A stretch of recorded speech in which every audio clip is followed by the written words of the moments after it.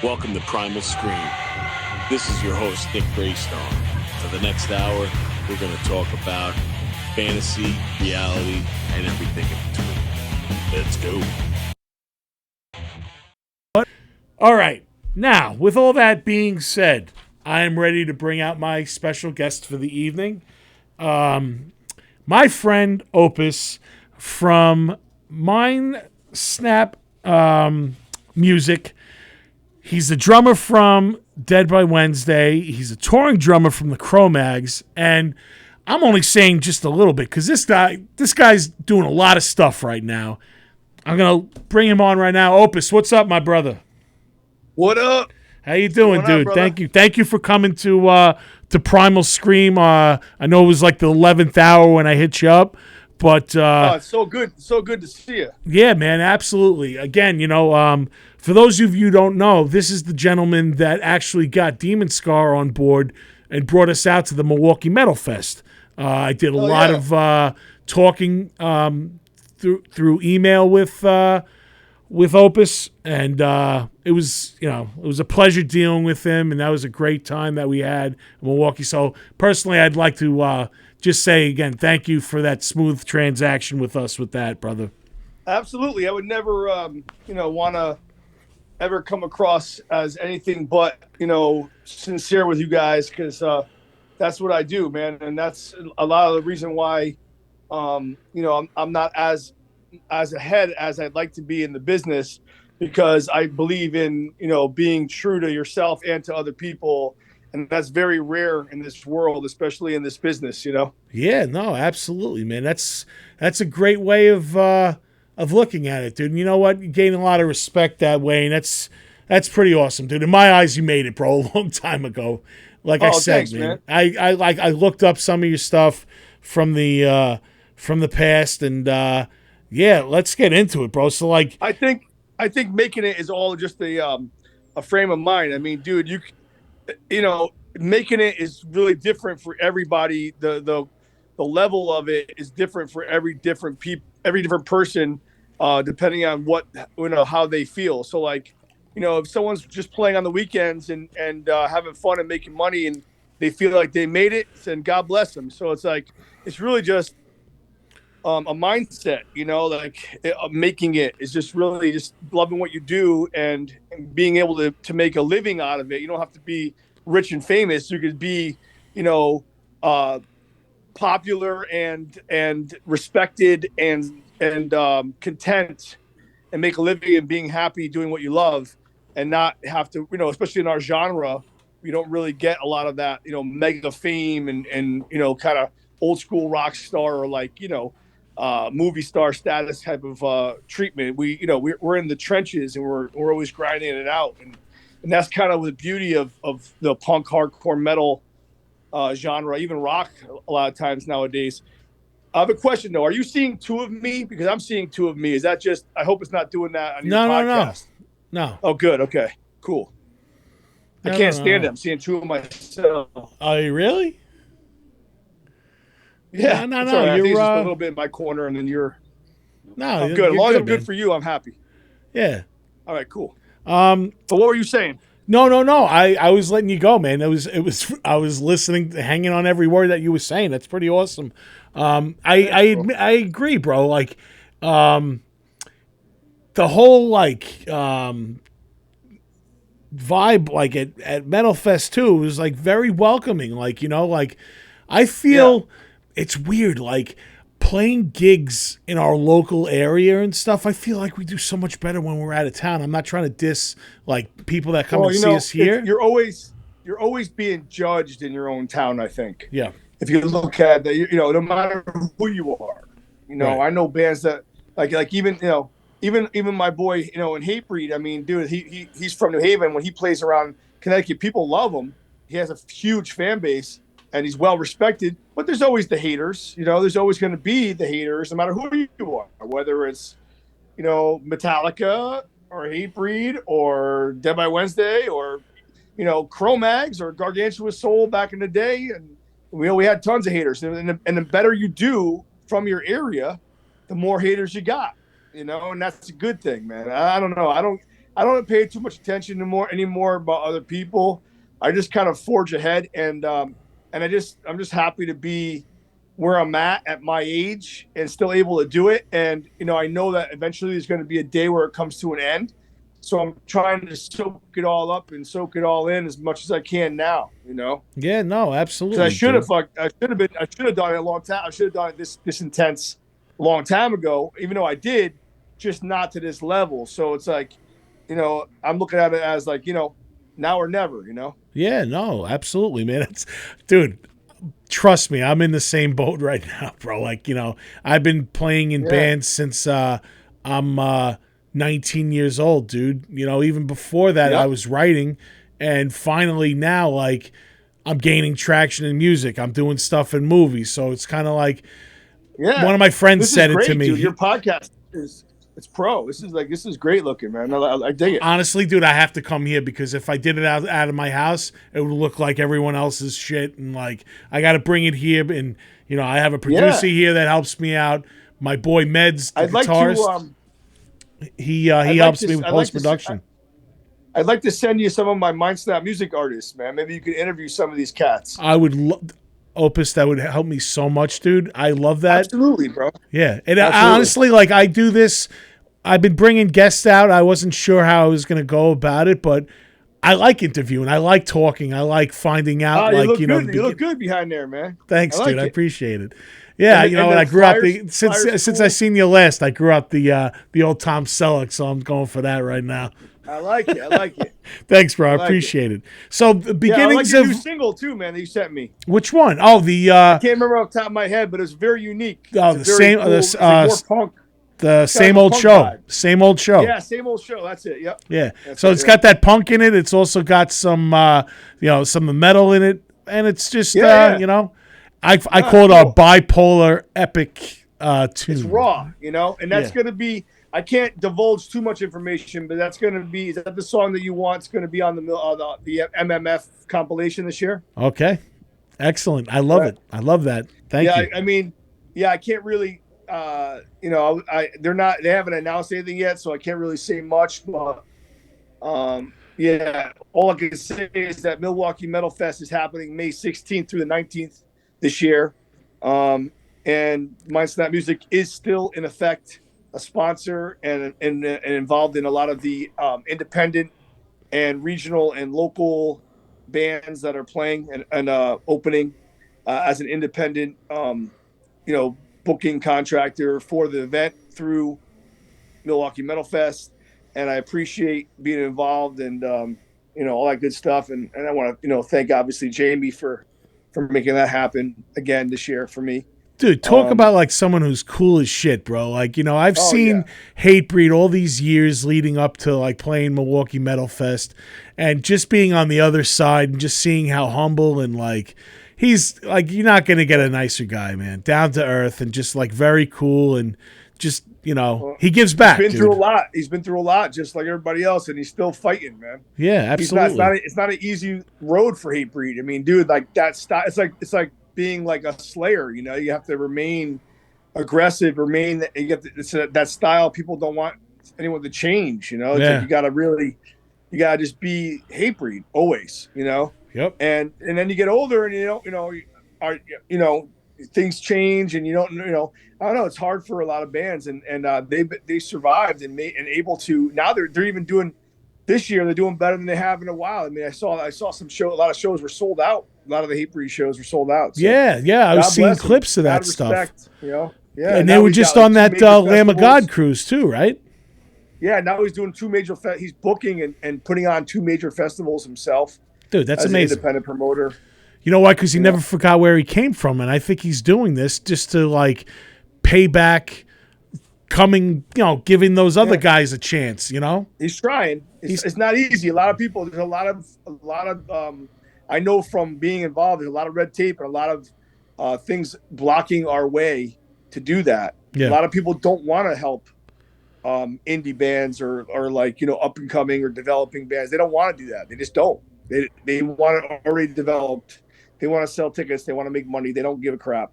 And it's hard to like convince people like to be involved in that kind of stuff. Yeah. And he does a good job of that. And I've been doing that a long time as well.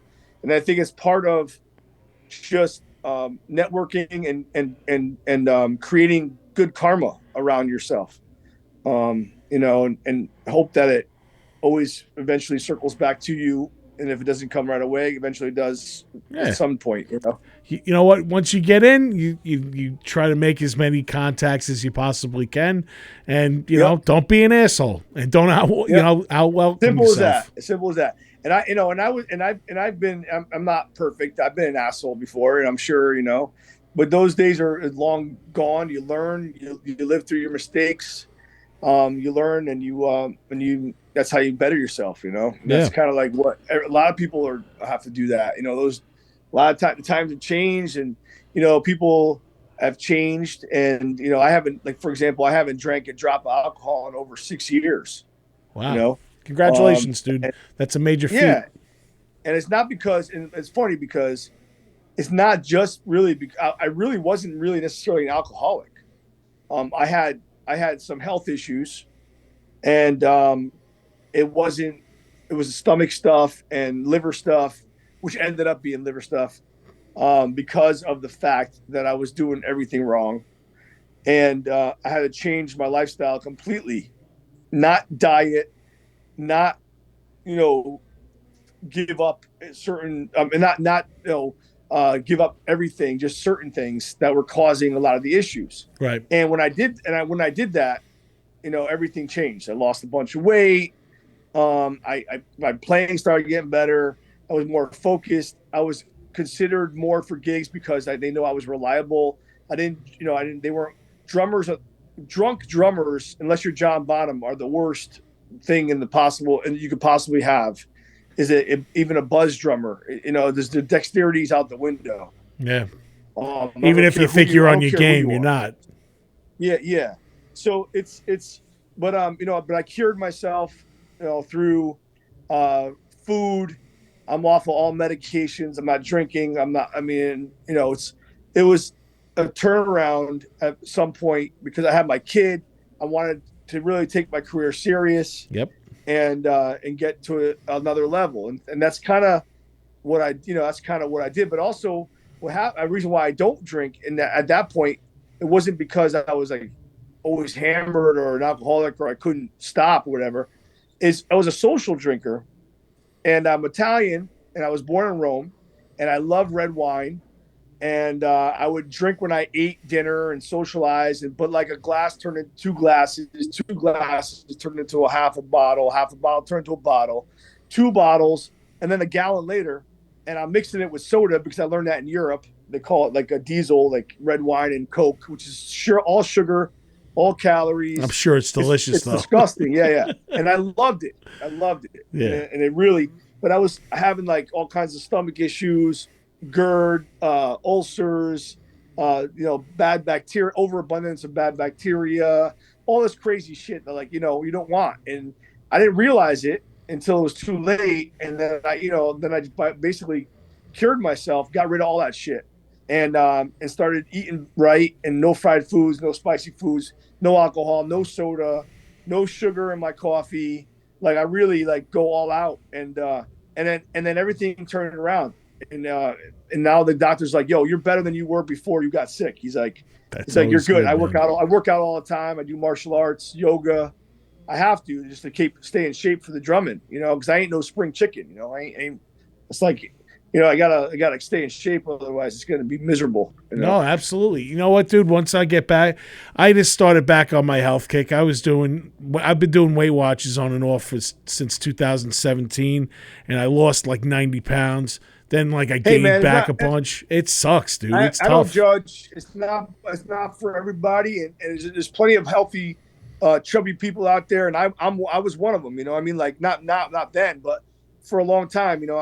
I have no qualms with that shit. Like I don't give a crap, but I just try to what's right for me. I wasn't going in the right direction, and I started seeing major.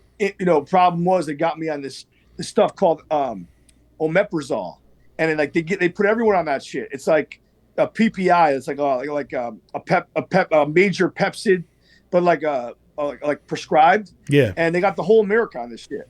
And Does it fuck up your stomach? It suppresses the fluid that comes up, that burns that comes up like when you have GERD. Agita, yeah. The agita. Yeah, there you go. Hey, yo, agita. And it suppresses it. But they don't tell you that if you have a fatty liver or if you already have like a compromised liver, when you're on those pills and you drink alcohol after like a long period, like 5 years, it fucks with your liver up. And they don't tell you that stuff. They just, I had to like Google it. And they just tell you, oh, if you got GERD, take that stuff and it helps. And if it's bad at night, take a second one.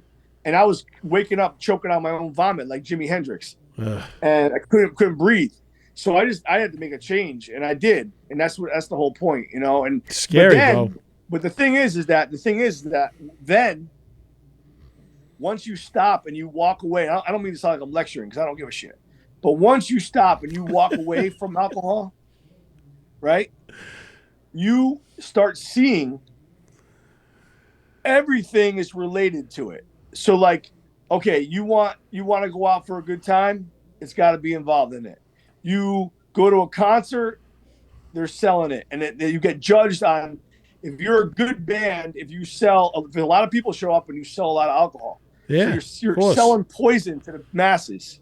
That's your job.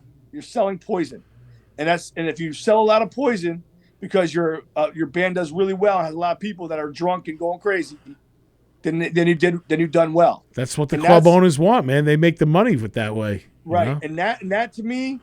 And especially since what they did to the original Americans, the original Native Americans, and how they sold poison to them. Yeah. And now they sell it to us. They get us sick, and then they make money off of us getting the medicine, trying to cure ourselves from the medicine.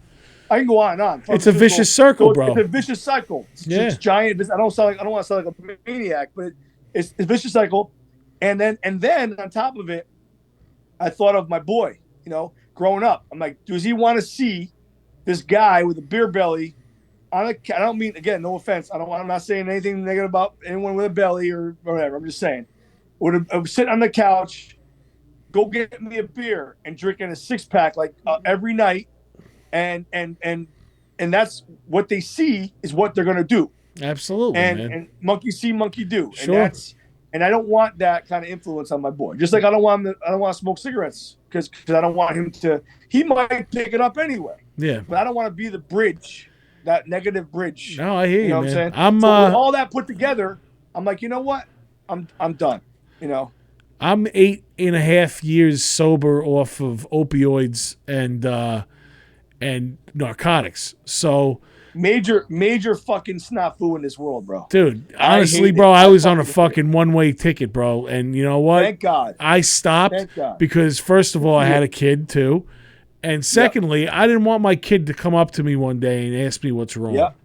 Exactly. No fucking way, God bless dude. you. If you know what? If I croak, I have a fucking heart attack, I have a stroke, that sucks. It's unfortunate, but I'm not gonna be a fucking junkie, man. Yeah, man. I'm not gonna do that. So you can't do that to your kid, man. No, and not God at bless all, you, man. I have a lot of problems in my family.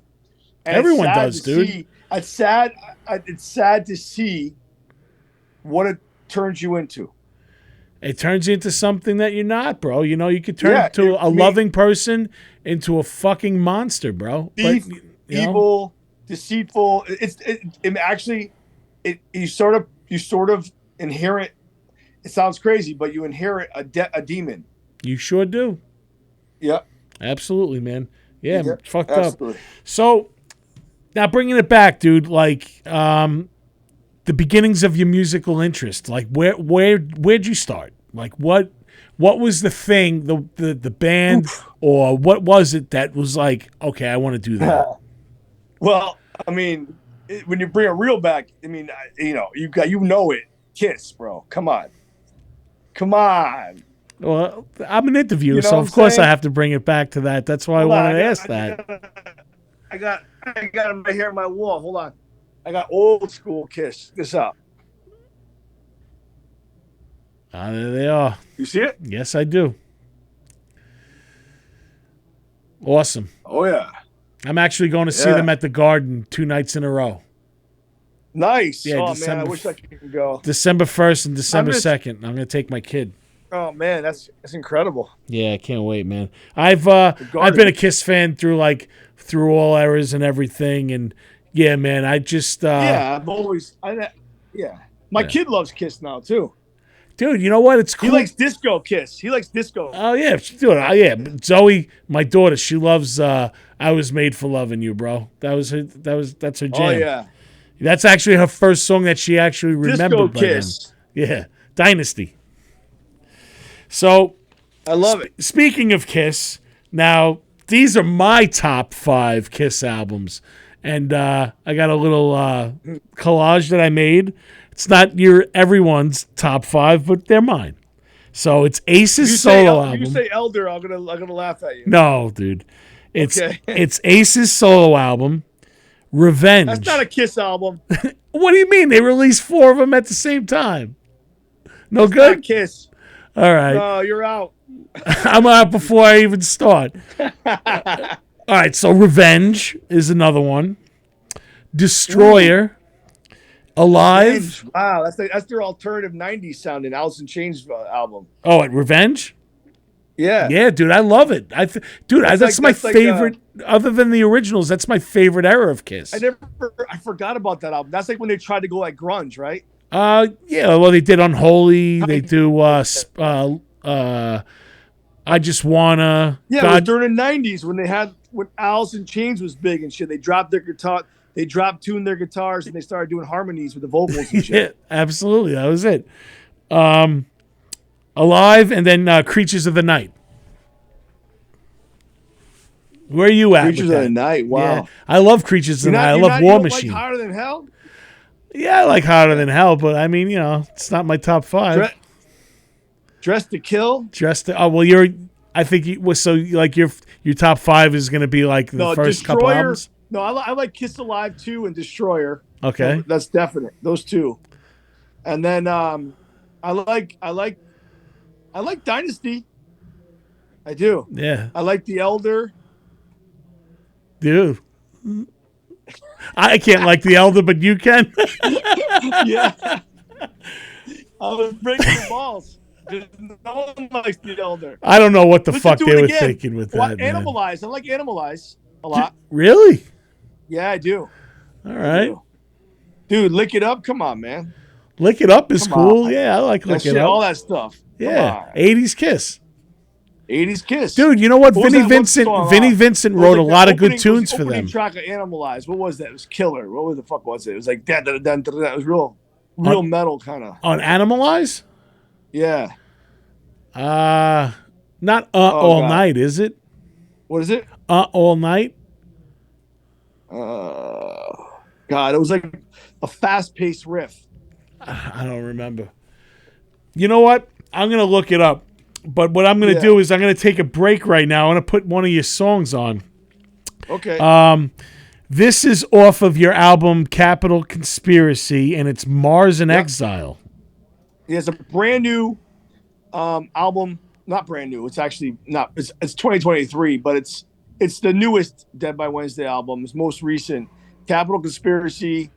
It came out on my label with the help of David Ellison's Combat Records, so My Snap Music, Combat Records, distributed through Von Artists and The Orchard, and it's available anywhere digital and streamable platforms are available, like Spotify and Apple Music and iTunes and all that stuff. And, all right. YouTube. And this song actually has a video out. Mars in Exile is a Lego video. It's pretty like cool. I've seen it before. It's awesome. I like it. Yeah. My son was involved. Orion, my son, was involved in helping make it with my buddy Sal. He's awesome producer, and he did like stop animation and some like really cool digital effects. And it's really fun, man. It's a really fun video. All right. Available at YouTube, our YouTube page, which is DBW TV. So like youtube.com/DBW, standing for, which means Dead by Wednesday, DBW TV. and all our videos are there, including the Mars in Exile video. All right, so here's Mars in Exile by Dead by Wednesday. Here we go.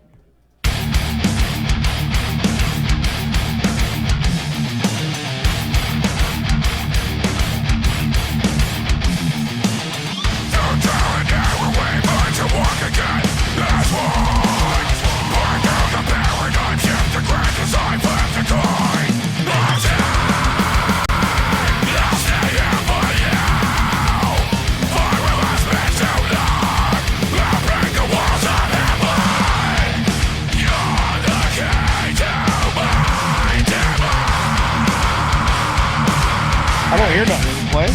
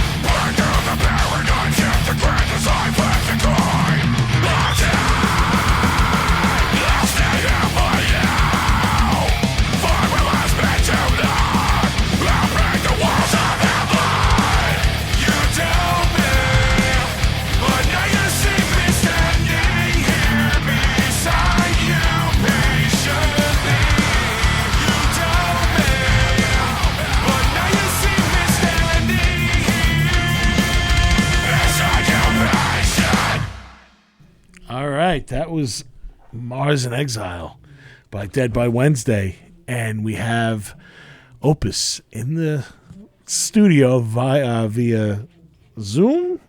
It's Zoom. Was I supposed to hear that music? Because I didn't hear it. Oh, you didn't hear it? Oh, fuck. I didn't push play? Nah, dude, don't worry about it. We got you, bro. It's played. Nice. I was wondering. I was like, yeah. That song fucking rocks, dude. And what I love about it is it's fast paced, it's moving, dude. It's got the melodic part to it. It's got the heavy fucking screams. It's like a song that's like gets the crowd going. So, you got that groove. Hell yeah, bro. That's what it's all about. The hook. The Vinnie Paul groove. Dum boom dum boom boom dum. Little White Zombie, kind of like that old school heavy Pantera White Zombie kind of bounce. Dude, I remember that tour, man. Fucking Pantera and White Zombie back in the day, dude. That was hell yeah, bro. Awesome. One of my favorite shows. Nothing like old school White Zombie, man. I'm not a big fan of like the techno Rob Zombie. You know, no offense. I love his movies, but I like the old school White Zombie with the band. Yeah. With the girl bass player. That was good. Sean, man. Yeah, dude, real she drummer. was good, man. Yeah. Oh, Jay on drums, or no, John Tempesta? Tempesta. Yeah. Tempesta, and then Jay Unger was the guitarist. But yeah, that was a solid band, dude. They were awesome. I love them. Yeah. Hell yeah, man. But, whatever. I mean, I think Rob Zombie reached a point where he was just like, all right, well, I could branch out and do other stuff. I guess at that point, like new metal was coming up and stuff, and it's back. It's coming back again, man. It's crazy. New metal, I'm telling you. Yeah. Dude, I just played with Taproot. The shows were packed. Yeah, my Jared went and checked it out. He said it was packed. It was a packed show. Yeah. Speaking of which, now I have to ask you about this, dude, and I'm mesmerized by this. You played Woodstock 99. I sure did, sir. How did that happen? Well, I was in a band prior to social media. We had our own website. Okay. And the chat room was always busy. We were pretty, I guess, well known for this area in the 90s called Gargantua Soul, and G Soul was for short. And it was kind of like a Faith No More downset,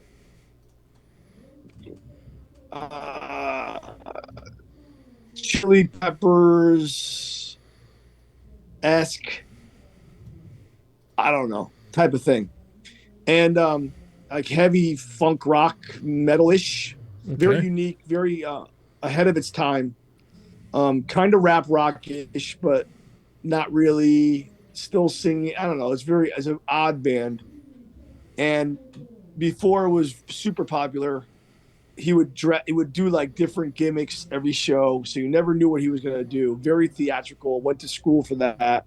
The singer Chris Keys painted his whole body up all the time, different things. In fact, a lot of people don't want to admit it, but they were influenced by Chris. Absolutely. That's awesome. I know. Yeah, I know a lot of bands actually that's actually that picture right there. That's early Dead by Wednesday. That's early. I don't have. That's Dead by Wednesday. Yeah, that's Dead by Wednesday. That's not. Oh man, I pulled up the wrong picture. Oh, it's all good. It's all good. Speaking of that, early Dead by Wednesday, we're doing a now and then set at my birthday show at Toad's Place, January 13th in New Haven, Connecticut. It's always an amazing show. I got to get you guys on one of those shows. But we're doing the Capital Conspiracy album, which with the Dead by Wednesday crew that's been holding it down for the last decade. That I'm, those are my boys, Dave Sharp, Esteban, and the original bass player who's been with me since the beginning, Mike. And then halfway through the set, we're going to bring up my two cousins, Chesky and David Ramos, who are the original singers. And Mike's going to stay because he was there from the beginning. Me and Mike, the rhythm section, the bass player and the drummer. Oh, so that's cool, man. So you have like a little bit of a reunion. Yeah, and then we're bringing up Ross and Pat Garcia, Ross Regusta, Pat Garcia, the original guitar players. And we're going to do the very first album, Democracy is Dead, which is more in that style, that rap metal kind of style, with those guys as a throwback. It's going to be awesome in the second half of the show. And we're going to do the Democracy is Dead album, which is the first Dead by Wednesday album that came out on Jimmy Josta's label, Stillborn Records, in awesome. 2000 and I want to say 7 or 2008 or something like that. Now this is the cousin that's in the Interpreters now, right? I don't know who that is. Who's that? Isn't it the Interpreters? Isn't that like the rock the thing that Fat Mike from NoFX is doing? The Interpreters? A co-conspirator. No. So my cousin Chesky is in the Co-Defendants. Co-Defendants, not the Interpreters. Yeah. Co-Defendants. I don't know where the hell I fucking pulled that from. This was like Papa Roach or some shit. I'm like, who the hell are those guys? But yeah, so that's gonna be a cool show. And but would you say that's on the 13th? Yeah, January 13th, Saturday. Yep. We're actually playing Lucky 13 that night. Oh, cool. Yeah, we're playing with. I would love to. We should do this. We should do that together. We're playing. Kevin booked that. Kevin booked that. Yeah. I could probably get us a gig there, man. That'd be awesome. Kevin books there, right? Yes. From Blackthorn. Yep. Yeah. Tell him I said what's up, and we could do something together in the future. I'd love to, man. That's awesome. Yeah, Let's we're playing with do it. first Jason, the guy who I know played those Jason. guys. Yeah, we played Jason in the first Friday the 13th. I got a funny story about those guys, man. I got a funny story about those guys. You want to hear it? Yeah, absolutely. And this is going to clear up a lot of stuff. And I know he's going to still. I know they're still holding the grudge. So I'm just going to leave it at that, and it's okay, and I don't mind. But we played like a Juggalo show with them, maybe like I want to say I don't know how many months ago, but it was a while ago. I think it was in Massachusetts, Lucky Dog or something, I forgot. And my tech, Talon, I don't know if you met him. You met Talon. Yeah, he was at the Milwaukee Metal Fest. He's very, very good about what he does. He's very anal, little to the point of OCD-ness, and he smokes a lot of pot. You know, what I mean, like to be honest, and so we put our stuff in the corner of this place. Way too many bands, way too much gear, and we have it all stacked in a corner. Our stuff is like very, we like to keep it neat so we know what our stuff is. We don't lose anything. Yeah. We don't, we have no mistakes or any of that stuff. And I have him in charge of watching it and making sure that, everything's cool. Now, those guys came in like a whirlwind and they put their shit all over everyone's stuff, including our stuff. And there was this black, I think it was a black bag or one of those, very universal bag. It looked like it could be anyone's stuff, and who knows what the hell's in it. And they put it on top of our stuff. We got done playing, and Talon loaded everything into, all the vehicles, including their bag. Now, it was time for them to go on. He's running around looking for it. What was it? A he's sitar? Like, blah, blah. He's like, blah, blah, blah, blah, blah. Where's my bag? Where's the bag? And so I'm like, wait a minute, black bag. And I'm like, Talon, check the vehicle just to make sure. And of course, it was in there. Yeah. And so they absolutely thought that Dead by Wednesday ripped them off. And they don't know us. We look like a bunch of, He's like, come on, man. And I tried, talking to him, and it sounded like a giant excuse, but it was true. And so I even emailed him afterwards, and he wrote me back some funny thing like, yeah, sure, buddy, blah, blah, blah, blah. Someone's like, whatever, dude. I'm done trying to convince you. Screw you. I like Michael Myers better anyway. I got a little Michael Myers on my drum. I got a little Michael. Look, I'm not even kidding. Look, not only do I have him on my drum set. You see him? Oh yeah, there he is. That's awesome. I also got.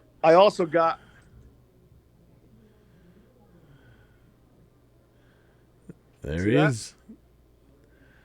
And I got the Cult of Thorn tattoo on my hand. Me too. I got it right here, bro. Get out of here. Yeah, on my right there. You see it? Get the fuck out of here. You see it? Oh my God, look at this. We're brothers. That's weird, dude. With Thorn, we're part of the cult, bro. That's weird. Yeah, there we go, man. The thorn that ties us, dude. That's that's unfortunate about Ari, bro. He's cool. If anything, you know what, man? When I see him, I'm gonna be like, dude, you know what? I'm tight with Opus. It was an honest mistake, bro. We'll smooth it out. Brooklyn style. Yeah, it's all good. I don't hate the guy. I just think he hates us. You know what I'm saying? Yeah. It's all good. He probably just don't trust us. Is the point, and that's fine. I guess I would feel the same if the shoe was on the other foot. Yeah. No, it's what, like you said, man. This business, dude. Like people can get rubbed the wrong way, and easily, it is what it is, dude. But I can't even. He was just the mutant child, Jason. The first one. Yeah, I mean, you know what, dude? He made a career of it. He does his like I'm conventions kidding and around, stuff. dude. That's awesome. You know, And, no, this is Sitar's badass. dude, it is, dude. It's cool. Like you know, Badass. I enjoy their sets and stuff. But yeah, we're playing with them on the 13th. But what do you got coming up, dude? You want to plug anything? Oh, but I didn't finish the story. We never got back to it. So all I got on Woodstock '99 was Oh simple. yes, The Woodstock band '99, started right? blowing up. Gargantuan Soul started blowing up in the '90s, and we ended up gaining the attention to a West Coast manager, Abby Steinman, and he had a partner at the time called named Ford Englerth. And Ford Englerth was the tour manager for Rage Against the Machine. Oh shit! And so when he saw us, they were looking for an East Coast band that they could develop and blow up in the same genre as Rage. Okay. And when they heard us, Ford fell in love with it, and he convinced Abby, who was more of an old school '80s guy who did like Warrant or Great White. I forgot. I think it was Great White. He did a bunch of those kind of bands. And convinced him to like take a risk and really try to like do something with us. But it was different times.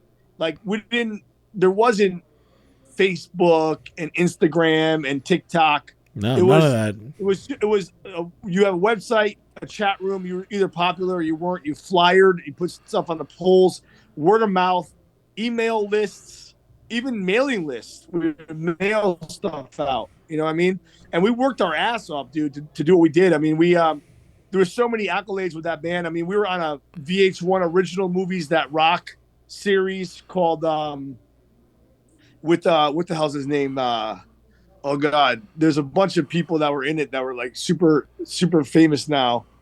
I can't remember this guy's name, but anyway, it was called At Any Cost. It was a movie, and we played a band in that. And this is all through Ford, you know, and he got us on Woodstock. We were the only unsigned band to play the emerging artist stage under the hangar where they had the raves. 45 That hangar. set. Yeah, you mean awesome. like the triage? Get me out of the sun. Third stage. There was 3 stages, and like I was there, dude. DeVille played that day. Two Skinny Jays, a bunch of bands, and Gargantuan Soul was one of them. And we killed it, man. It was really cool. That's awesome. We did a bunch of the drum jams, and then also we won the we won the #1 Sobe Hard Rock Cafe unsigned band contest, and they flew us to Colorado. We ended up opening for Papa Roach for this like private like industry party under a heated tent, and it was like, dude, all this like crazy stuff that you would never think could happen happened. And then we ended up playing our hometown Coliseum in New Haven, Connecticut before they tore it down. I always swore that I would play there at least once. I used to go see Ozzy there, Judas Priest. I played the New Haven Coliseum and opening for Rage and Gangstar and At the Drive-In. And we were the first band. And again, Rage got us on these shows. So, you know, all these things that happened was done through Rage's management company, you know? That's awesome. So it was pretty intense for a long time. I really thought it was going to pop off. But if there's one, but dude, you had a lot of opportunities on that, man. You had a lot of like memorable gigs and stuff, dude. That's awesome. Well, I think that really that's the only reason why I have a career now, because like I feel sorry for any new artists or any new bands that are trying to like really break into the industry. I have a little bit of being grandfathered in, not a lot, not as much as like, you know, like someone like that's already been there, done that, and made it, and now they're like touring, like the Cro-Mags, like. You know, all these like, you know, Megadeth and all these bands that like, you know, they've been around for so long. I consider them like they're grandfathered in. They you know, people still want to go see them. They have their spot. Know their music, you know, and even in any genre, like, you know, looking like I don't know, like any of these bands that are still playing that you know, like they have a career, and I feel like Gargantuan Soul gave me a little bit of a launching pad to sort of still have a fan base to this day that carried over into Dead by Wednesday. That's cool, And brother. a lot of the times now, you have to either be like this overnight. Like, so I did it old school style, like Metallica, shaking hands and slapping babies' butts and giving kisses and meeting people and selling T-shirts one show at a time. And now it's like, either if you don't become like a YouTube sensation or a TikTok star, or like I don't even know, like have this like one hit or something, it doesn't really work. And so I feel like we're in a weird time right now, bro. In a way, I'm lucky, like yeah, that. No, dude, absolutely. You got your spot, man. Like you're doing, you got the Mind Snap thing going. You're doing Dead by Wednesday right now. You're touring with the Cro-Mags, which is, a very that's going to take up that I didn't really want to divulge into it too much. But the truth is that, I'm going to be doing stuff with Dead by Wednesday and with my Sabbath tribute. But for 2024, I'm pretty much taking on the full-time role in Cro-Mags. Wow. And we're going to be doing a lot of touring. That's awesome. And a lot of festivals and stuff like that. That's coming back, that old school punk stuff, dude. Oh, There's man, definitely a market over in for Europe, it. Man, in different countries, people love that stuff. Yeah. One of my bands that I've always wanted to see live, dude, and they never come around here. I'd love to go see Cocksparrow. Wow. Yeah, I'd love them, That's dude. crazy. I haven't even heard that name in God knows how long. I don't think I can even name a song, honestly. Oh, it's like Line 'Em Up and like we're in the Riot Squad. The fun fucking squad. Yeah, good stuff. I want to make you laugh though. Like before I said I was at Woodstock 99. I got one picture and my proof that I was there. I'm going to pull it up right now. You could probably wow. Yeah, you could probably blindfold me with dental floss right there, dude. You look like a 90s kid. Yeah, dude, that's it. That's 90s right there, man. Did you have baggy pants on? You had baggy pants, didn't you? Yeah, of course, bro. Of course. I had those, what are those, medicine pants they were called? I forgot. Yeah, like the raver pants. Yeah, and they had like the pockets and stuff, and you could keep all kinds of shit. You're going to hide a whole guitar in the leg. Yeah, absolutely. I knew a guy used to go in I was too big to hide a guitar in there. Maybe I can get like a 40 or something in there, but other than that, yeah, man. Dude, I really do appreciate you coming on tonight. And I actually, Tony pulled this up. At any cost, starred James Franco. That's it. James Franco, yeah. James Franco. You can only get it in VHS, bro. That's awesome. I love VHS. I still have my VHS player. But again, Opus, thank you. My YouTube page, if you go to my personal YouTube page, youtube.com/ Mr. Opus the Dopest Music. So Mr. OPUS the Dopest DOPEST Music, all one word. I know it's long. I should have done something easier when I first signed on, but now it's too late. It has a bunch of movie clips, a bunch of old school TV stuff that I've done. I've been on many shows. You probably as like background and like even acting. A lot of reality shows. That's how I met my girl. That's how I had my kid Orion. I got to mention my son's YouTube page, and he would get mad at me if I don't. He's amazing. He's actually basically started his own like gaming site, and we have some videos ourselves too. That's awesome. He edits his own video. He knows how to use that Illustrator and all that stuff better than I do. He's 10 years old. And he's got his own YouTube page, his own merchandise. You can buy a Spider Orion t-shirt. It's a dope logo. And his YouTube is at Spider_Orion, ORION. Spider Oreo is the name of the page, but it's how you get there is at Spider_Orion, his name, ORION, like the constellation. And check out his page as well. And then Dead by Wednesday, just Google Dead by Wednesday, and it's on every, any sort of social media as the Dead by Wednesday like that. Don't forget also, you got to check out his solo album. Opus has a dope solo album of killer covers. I'm trying to find players for that, man. It's hard. Dude, I really enjoy your cover of Send Me an Angel, bro, from Rad. I love that song, dude. Fuck yeah, man. I love 80s music. I love 80s music, man. Me And too. We grew up at a really great time, bro. I always hear like those songs, like, you know, like I always hear them as like hard rock songs, like even like Should Have Known Better by Richard Marx. Like guilty pleasure right there. One of the best concerts I ever brought my girl to because she loves him. Richard Marx. He was amazing, and I always heard those songs as like heavy rock songs. And you know what? I didn't realize it, but I pulled up some YouTube stuff. He's done that before. He's gotten bands together and gone out and done like hard rock versions of his songs. That's awesome. And it's really cool.